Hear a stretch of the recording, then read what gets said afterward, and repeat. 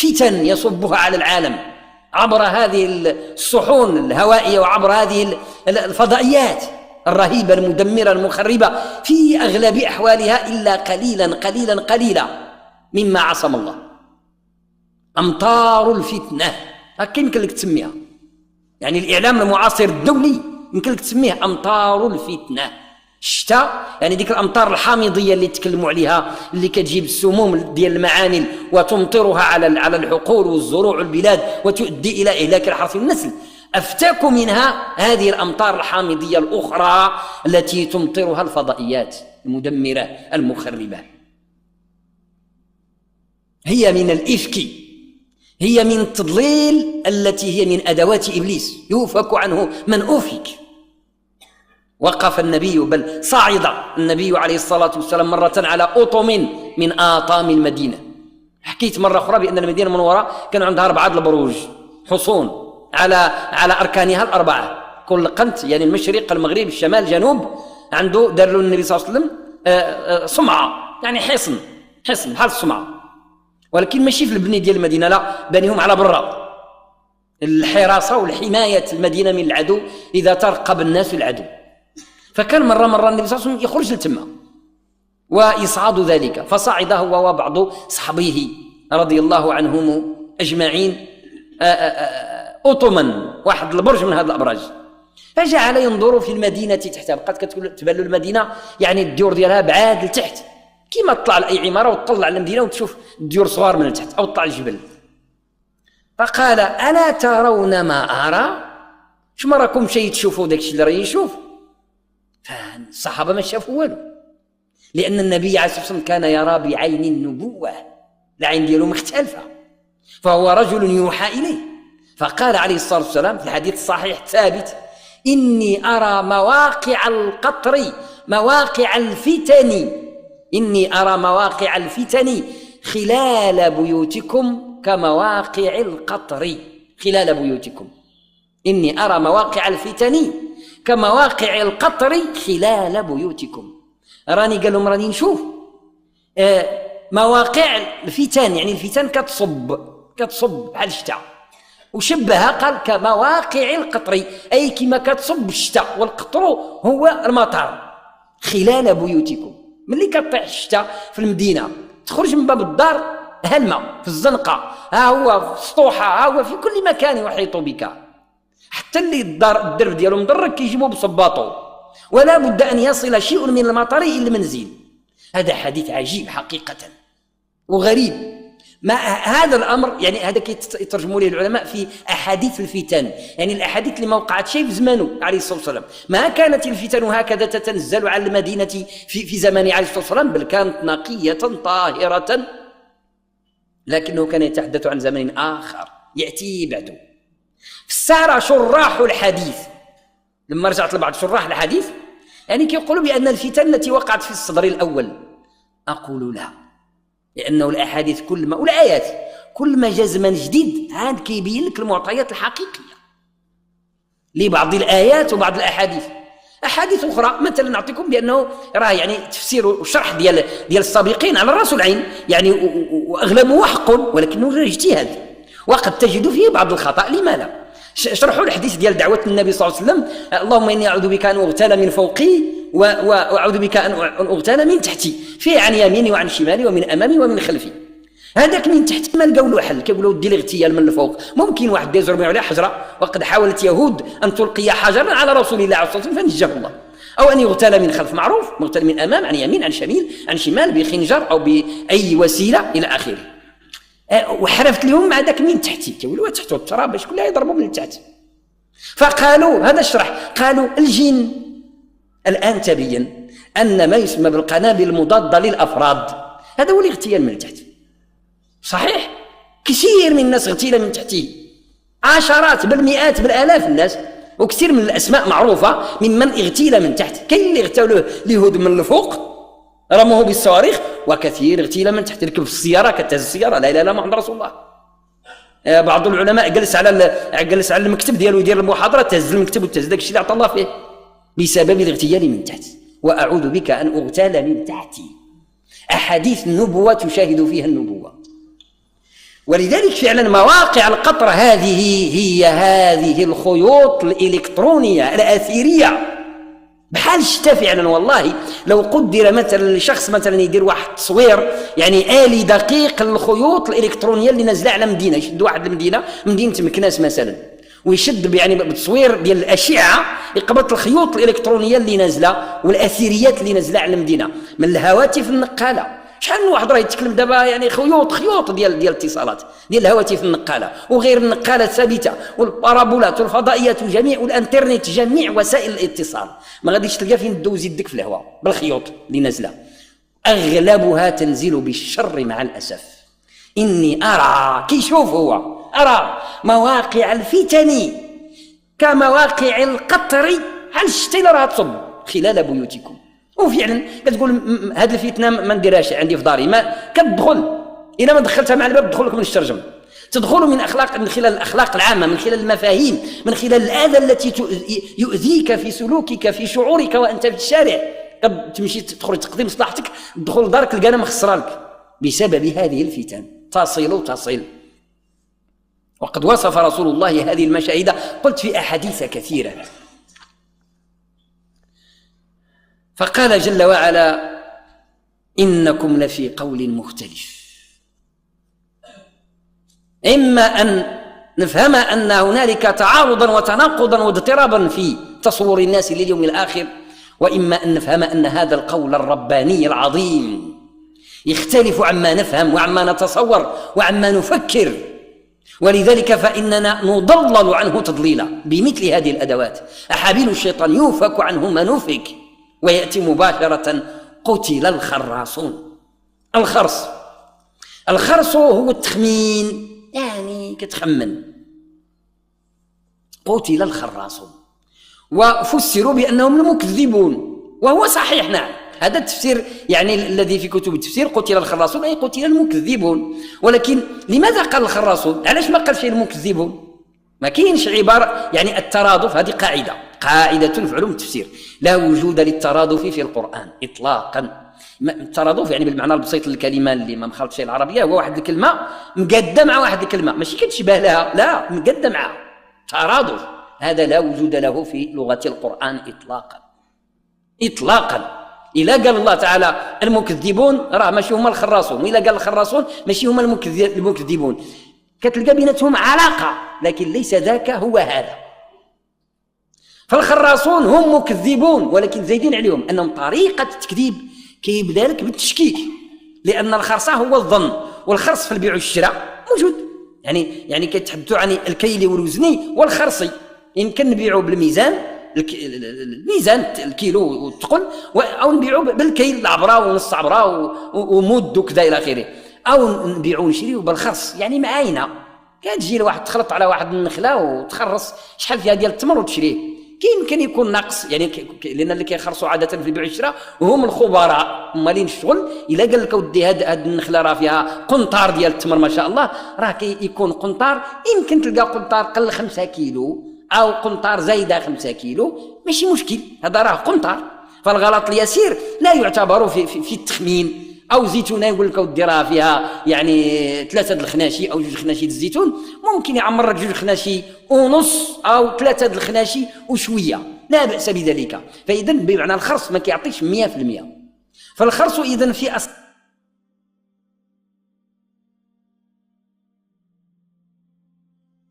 يعني التخمين، زعما غير كتقيسو كان، وامور الاعتقاد ما فيهاش كتقيسو كان. هذا الشيء علاش قال قتل الخراصون. الاعتقاد جزم فهو إيمان، أو شك فهو كفر. ما كايناش عندنا المنزلة بين المنزلتين، لا منزلة بين المنزلتين.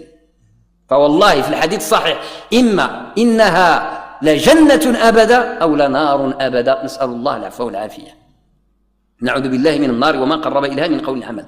ولذلك يعني صحيح راه يجي للبال واحد لا هذوك اللي يدخلون النار ويعاودوا يخرجوا، نسأل الله العافية، لا يوري أن لا في الدنيا ولا في الآخرة. يعني يا أخي هذا نسأل الله العافية. الذين يسمون بالجهنميين اللي يدخل للنار يجلس فيها نهار ولا نص نهار ولا عام ولا 3 سنين، يوم واحد من أيام الآخرة 1000 سنة. اش غدير حتى ب4 ساعات في جهنم؟ اش حاسك حتى دقيقة؟ نعوذ بالله منها. شحال غادي يتصرف لك ديال الزمان. ولذلك غلط بنادم اللي غامر بالخطايا وهو يعلم على إصرار بهذه الخلفية ديال النار غندوزو فيها غير شوية نسأل الله العافية. تلك عقيدة يهود، ذلك بأنهم قالوا لن تمسنا النار إلا أياما معدودة. هذه عقيدة ديال اليهود هذه، والله جل وعلا بعقيدتهم هذه خلدهم فيها. قالوا لا باغي 8 أيام ولا 10 أيام على اختلاف التفسير أو 40 يوم، لأن قالوا غادي يدخلوا النار المدة اللي عبدوا فيها العجل ديال بني إسرائيل العجل. فربي تعالى قال لهم اتخذتم عند الله عهدا، صافي تقديتوا بان تدخلوا للنار غادي ندخلكم النار، ولكن ماشي 8 أيام و20 يوم ابدا، فلن يخلف الله عهده. ما عمر بنادم ما يدير هذه الخدمه في الدين. اطلب العافيه، نسال الله العافيه، اذا سالتم الله اسالوا العافيه. هذه الحقائق التي اقسم الله عليها بالكون وحركته. ان الدين لواقع، انما توعدون لواقع، وانما توعدون لصادق، وإن الدين لواقع. ثم يقسم والسماء ذات الحبك، يعني هذيك الممرات اللي غادي تدوزوا فيها كاملين. والسماء ذات الحبك إنكم لفي قول مختلف يوفك عنه ما نفك. قتل الخراصون، هذا محل اليقين والجزم ليس محل الشك والتردد. قتل الخراصون، ما مشكلتهم؟ الذين هم في غمرة ساهون. وحقيقة انظر إلى أحوالنا، ما تخليش يعني النفس ديالك تهرب للتاريخ القديم. ما عندناش التاريخ هذه، نحن نقرأ القرآن لزماننا، لأنه جاء للصحابة لزمانهم، وجاء لمن بعدهم لزمانهم، وجاء لنا لزماننا. القرآن لم يحبس قط في التاريخ. الذين هم في غمرة ساهون، والله هذا حال المسلمين بالذات في هذا العصر. الغمرة يعني شي واحد غارق، غامرته المياه غطته، أو غامرته الأوحال غطته. نحن مغمورون بالفتن من أعلى رأسنا إلى أخمص قدمنا. من كيبان فينا والو. عاد تكلمنا على حديث الفتن، هل ترون ما أرى؟ مواقع الفتن يعني عن يمين عن شمال من أمام من خلف في كل مكان. وهذه الغمرة تجعل الإنسان ساهيا أي فاقد الوعي. إنكم لفي غمرة ساهون، يعني الذين هم في غمرة ساهون، يعني أن الإنسان قد غمرته أوحال الذنوب والخطايا والعياذ بالله. هذه الفتن الرهيبة التي لا ينجو منها إلا من نجاه الله، بما اعتصم بكتاب الله. تشد في كتاب الله والله بإذن الله عز وجل لن يقع لك شيء، تنجو بإذن الله جل وعلا. لكن لا بد من وصف الواقع باش تعرف الخطورة، باش ما تمزحش مع الأمر خطير جد، ما فيه لعب. نظرة واحدة في الشارع تغرقك، لأنه يعني العيون والآذان والاحتكاك كل الحركة ديالك هي أدوات لجلب الخير ولجلب الشر. فكيف إذا كثر الشر؟ كيف لأدوات النقل، أدوات النقل اللي بها كتنفس المعلومات والحقائق لما تجيب لك الشر؟ العين تمرض، كتمرض العين، تغض البصر تتعب العين، كتمرض، كتدخل للدار ديالك أو للمسجد مريض، كتحتاج العلاج، كتحتاج الضمادات. داك بنادم اللي كيكون مدقدق او مجرح خصو دوك الفاصمه باش يلوي العظام ديالو، الضمادات. كذلك يحتاج المؤمن كل مساء الى ضمادات من ضمادات الايمان والقران والاذكار في المسجد وفي البيت، وحيث ما استطاع ان ينجو من الغمره. الذين هم في غمرات ساهون. أما الذين هم في الغمرات والغمرة الكبرى من الذنوب والخطايا والآثام الثقيلة الغليظة الكبيرة، فأنى يسمعون وأنى يشعرون. الإحساس عند أولئك نعوذ بالله من أحوالهم مات، ما بقاش عندهم إحساس. ومصيبتنا أن أوحال يعني بحال ديك الفيضانات والعياذ بالله اللي كتجيب الطين. كاين الفيضان اللي يجيب الماء، راكم تشوفوا الأخبار شنو تجيب، نسأل الله العافية في بلاد الله. فيضانات تجيب الطين، وبعض الأحيان نطلب الله السلامة والعافية تجيب الطين حامي، الطين ديال البراكين، يعني الطين الذي يحرق الأخضر واليابس، وصل للشجرة يردها رماد، يوصل لبنادم مشى يقتله بصهده، ماشي غير التا يوصلوا لا غير الصهد ديالو كيقتل، نسأل الله العافية. هذه والله يعيش فيها بهذا المعنى القرآني الغمرة كثير من المسلمين. اللي غارق في الربا حتى لودنيه راه يسحب له في النجاة، فيه غمرة ساهون، لذلك لا يتأثر ولا يؤثر في خطاب. اخرج من الربا لتتذوق الإيمان. عندنا 3 ديال الخطايا كتكل البلاد. الكبائر كثيرة، يعني صنفها بعضهم إلى ما يزيد على 100، وقد يختلفون في العدد، لا إشكال ولا حرج، والموبقات الكبرى 7، لكن يعني البلاد مضروبة ب3 الخطايا كبيرة. الخطيئة الكبرى التي ذكرت، معلش يعني واخا نجيبهم بلا ترتيب لأنهم متقدين تقريبا في التدمير. خطيئة الربا استسهله الناس. شحال من واحد يعني الربا عنده كيبدا يتزاحم مع الفتوى كيدير يدوز للربا. يا سيدي هذه جيفة، عجبت لمن يرى الجيفة وكيقلب كيدير لها، واش غادي يبخرها ولا يحمرها كيما درت لها جيفة. يا أخي الكريم، ألا تعاف نفسك الجياف؟ شيء غريب جدا. مفهوم الحرام عند الناس ضاع في كثير من الأمور، قلت على رأسها الربا. الخطيئة الثانية الزنا، استشراء واستسهله الناس.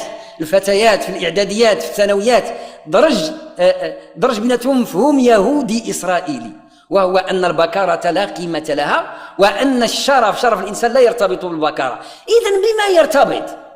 هو اللعب هذا، الشرف ما مرتبط شيء بالبكارة، وفين هو؟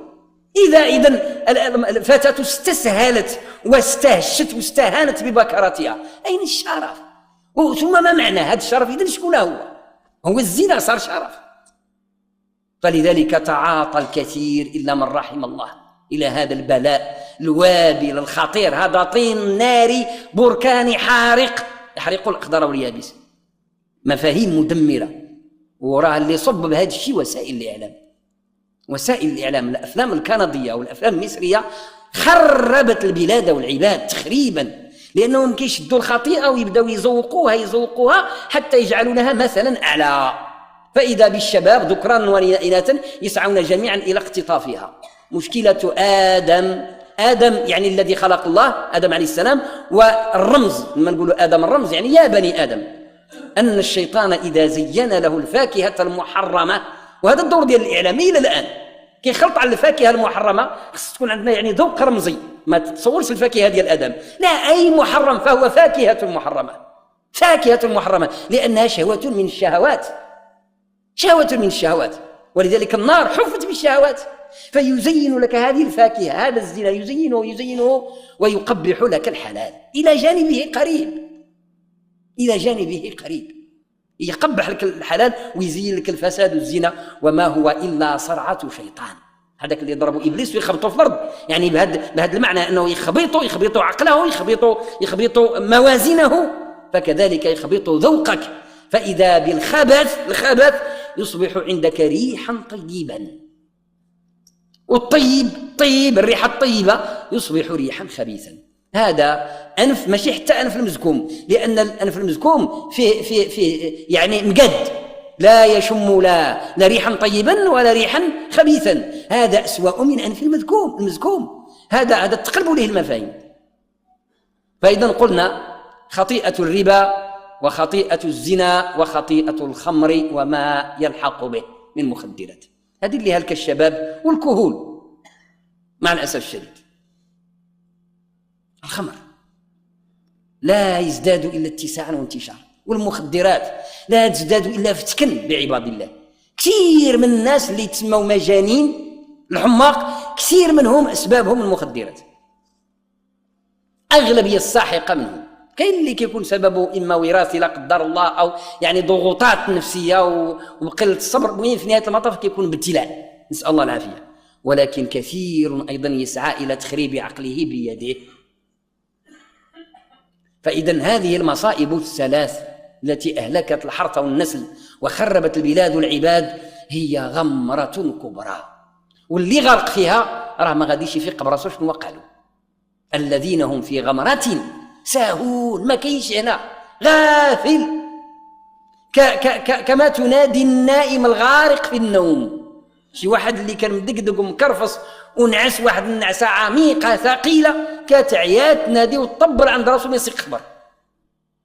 كذلك أصحاب هذه الفتن، الغارق في الزنا، الغارق في الربا، الغارق في الخمور والمخدرات، أن يسمع النداء، أنى يسمع النداء الذين هم في غمرة ساهون. يعني هذه الأهواء المدمرة مع الأسف الشديد هي التي تجعل الإنسان يفزع حينما يراها تنتشر وتتسع. الواحد المؤمن اللي يقرأ القرآن ويبدا يشوف الواقع الشيء بدا يكثر، والله يا أخي كيتصاب بالخوف. كنبدا نتسنى غير نطلب الله السلامة والعافية فوقاش تزلزل الأرض أو فوقاش تخسف أو فوقاش تدار آية من آيات الله، نسأل الله العافية. لا حضرنا لديك اللحظة، نسأل الله العافية. فمثل هذا مخيف فعلا. نظر هذه النظر. يسألون أيان يوم الدين يوم هم على النار يفتنون ذوقوا فتنتكم هذا الذي كنتم به تستعجلون. وفعلا استعجال، يعني كانوا يستعجلون بالعذاب سخرية من حقائق الإيمان. يسخروا منها بالقول أو يسخروا منها بالفعل. فيعني سمعت امرأة مع الأسف الشديد، امرأة بين قوسين مثقفة يحصر، يعني مثقفة، عنصر أو العبارة ديال المثقف الجديد المعاصر. وقد يثقف الإنسان بالخير وقد يثقف بالشر. شي وحدة قالت لها يعني كيتعودوا يعني أنه يعني كتقول لها الحجاب ما الحجاب كذا إلى آخره. فيعني تلاقوا في الحمام. دابا هذا مع الأسف يعني كلام، تلاقوا في الحمام وديك الوحدة باقي عندها يعني واحد الأصل، واخا دخلت للحمام لابسة مزيان، لابسة مئزار مغطية مزيان. فالأخرى بقات كتتعيبها، زعما أنت مغطية هكا بهذا الشكل هذا، وهذا هو غير الحمام. قالت لها يا ودي هذا الحمام اللي سخون راه كيذكر بالعذاب ديال الآخرة، وأنا الله تعالى أمرني باش نستر، يعني ما ينبغي ستره على الرجال راه معروف، وما ينبغي ستره أيضا على النساء، عندهم حقهم أيضا راه معروف. فقالت لها أنت ما كتخافيش من الآخرة، من يوم القيامة؟ جاوبتها المثقفة، قلت لها ما باغيش نمشي لتما، بمعنى معناتها زعما داك الشيء راه غير خريف. هذا الذي كنتم به تستعجلون، لأنه الاستعجال ماشي زعما كيقول له راني باغي نمشي للعذاب بسرعة جيبوا لي، لا، يعني كيقول راه ما كاينش، فكيقول له إذا عندك شي عذاب جيبوا، يستعجلوا به. فالله عز وجل أقسم بهذا القسم الغليظ من البداية: والذاريات ذروة، فالحاملات وقرا، فالجاريات يسرا، فالمقسمات أمرا، إنما توعدون لصادق وإن الدين لواقع. انظر للحياة حولك والسماء ذات الحبك إنكم لفي قول مختلف. هذا كلام جديد. وإذا تكلمتم فيه فبتناقض فيما بينكم يوفك عنه من أفك. قتل الخراصون، حال هذا الخرص الدنيء الساقط، قتل الخراصون الذين هم في غمرة ساهون، غارق في أوحال الذنوب، غارق في أوحال الشهوات، الذين هم في غمرة ساهون. يسألون أيان يوم الدين، ما تدري ما يوم الدين؟ يوم هم على النار يفتنون ذوقوا فتنتكم هذا الذي كنتم به تستعجلون. المؤمن إذا قرأ الذاريات أحس فعلا بالزلزال يزلزل كيانه ووجدانه، لأنه يعطيه إحساس بضرورة المحاسبة، محاسبة النفس. ماذا صنعت للنجاة من هذا اليوم الرهيب وهذا الزمان؟ مؤشراته كلها مفزعة. الله عز وجل خلق الأرض سبحانه وتعالى وقدر فيها أقواتها وعمرها بالإنسان منذ عهد آدم إلى عهد رسول الله عليه الصلاة والسلام 1000 سنوات، من عهد سيدنا آدم إلى عهد سيدنا محمد عليه الصلاة والسلام. وخبرنا سيدنا محمد عليه الصلاة والسلام قال: بعثت الساعة كهاتين، وشبه العمر ديال هذه الأمة بما بعد العصر إلى غروب الشمس، وهذا وقت الانحدار، لأنه النهار كيطلع مع الفجر، فهو في بكوره مع الفجر، وفي إشراقه مع الشروق، وفي إفرازاته وتطوره وقوته وتوهجه مع النهار إلى الظهيرة. وكذلك كانت الطبيعة فعلا. دابا خلي عليك الإنسان يشوف الطبيعة كيفاش كانت من بكري منورة بأشجارها ووديانها وتوازنها البيئي، كل الوحوش التي خلق الله، كل الحيوانات تأكل وترعى وتشرب، وكل يأكل منها على قدر ما قدر الله له من الرزق، ولا شيء يفني شيئا. كل شيء كان قال. السبوع يأكل الغزلان، الغزلان يأكل الربيع، الحوت يأكل الحوت، كل شيء خدام وكدر الحركة. وعمر الغزلان ما تسالوا، وعمر السبوع ما تسالوا، وعمر الربيع ما انقطع، وعمر البحر ما أخوى من الحوت. الآن الأرض تفرغ من هذا. وريونا السبع في المغرب فينا هو. هذه راها آية، هذه راه خص بنادم يفكر فيها. ما بقاش السبع في المغرب، راه هذا نذير شؤم. الأسد الأطلسي آخر سبع مات 1924، قتلوه فرانسيس مع بعض القبائل في الجبال 1924 ميلادية. هكا يقولوا أصحاب الوثائق ديال الحيوانات. هذه راه ظاهرة خطيرة جدا. كانت عندنا حيوانات في المغرب مشات، النمير كثير كثير كثير، الحيوان الوحش والكبير والصغير مشات، أنواع من السمك انقرضت من البحر، ما بقات لا في الأطلسي ولا في الأحمر ولا في الهندي ولا في الهادي. أنواع كثيرة من الحيوانات ولات اللي باقي منها محسوب وعنده الخرصة في ودنه، هذا باقي وحش، ما بقاش وحش.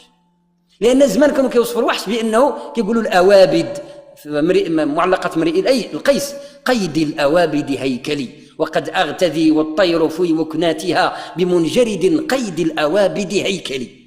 كيوصف الخيل ديال لغة قديمة، دي لغة العرب الجاهلية. قيد الأوابد أي أنه كيجري حتى كيقبط الأوابد وهي الوحوش، لأنها آبدة يعني ما كتعيش مع الإنسان. هذه الوحوش إذن التي ذكرت أنها أبيدت وانقرضت، السبب في انقراضها الإنسان. ظهر الفساد في البر والبحر بما كسبت أيدي الناس.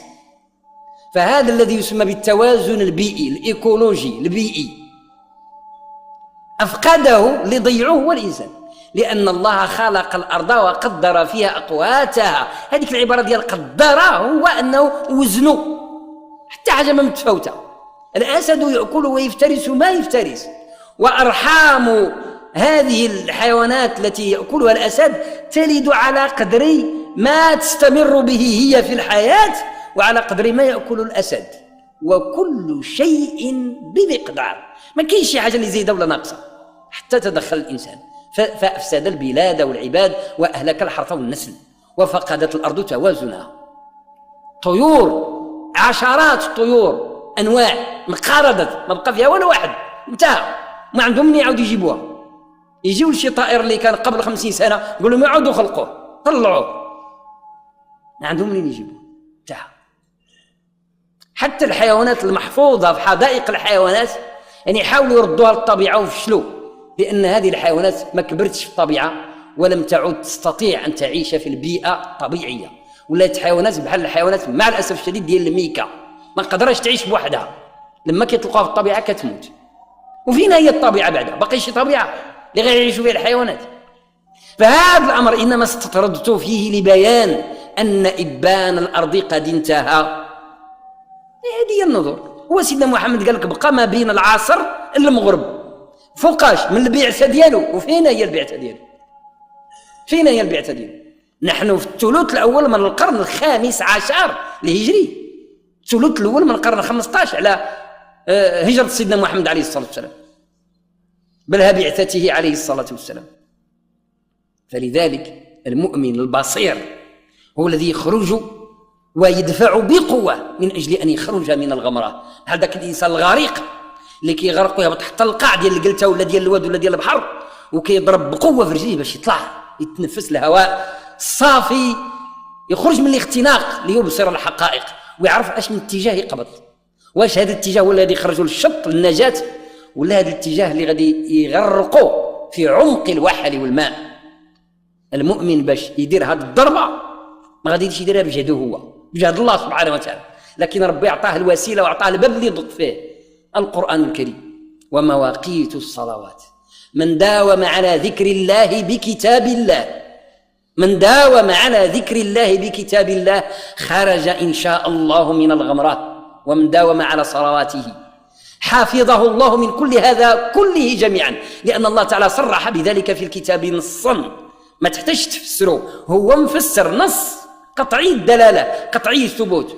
أتلو ما أوحي إليك من الكتاب. الأول وأقم الصلاة، الثاني النتيجة إن الصلاة تنهى عن الفحشاء والمنكر ولذكر الله أكبر. ما تخلعك شيء هذه الأوحال وهذه النذور إن كنت من الذاكرين. ولذكر الله أكبر مما يفزعك مما يخيفك، والله يعلم ما تصنع من الفساد والمنكر وما أنت غارق فيه من الوحل وما أنت مستجيب له من الغمرة، والله يعلم ما تصنع. لكن إن أخذت بشرطيه تعالى أتل ما أوحي إليك من الكتاب وأقم الصلاة يعطيك النتيجة بإذن الله جل وعلا. اللهم اجعلنا من التوابين واجعلنا من المتطهرين، وآخر دعوانا أن الحمد لله رب العالمين.